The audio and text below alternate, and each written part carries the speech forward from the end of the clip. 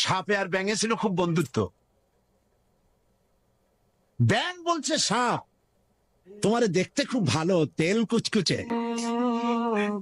তারপরে তুমি যখন ফনা ধরো তাও দেখতে বেশ সুন্দর, কিন্তু তোমার একটা দোষ, এটা না বলে পারলাম না, নেভার মাইন্ড। সাপ বলল আচ্ছা বলো, কি কি বলতে চাও?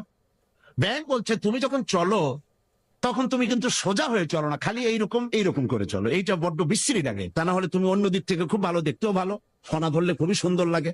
তোমার ক্ষিপ্রতা, তোমার ক্রুদ্ধতা, এসবটাই কাবিলে তারিফ। সাপ শুনে বলছে বেয়াদব, আমার সমালোচনা করার এত বড় দুঃসাহস কোথায় পেলি? ফনা তুলেছে, ফস করে গেছে। ব্যাঙ বলে ওরে বাবা, এত প্রশংসা করলাম, একটু সমালোচনা করছি, সহ্য করতে পারলি না? ও দিল লাভ, ব্যাঙ লাভ দিয়ে পড়ছে পুকুরের মধ্যে। এখন ফস করে উঠছে, পাশে ছিল এক রাখাল।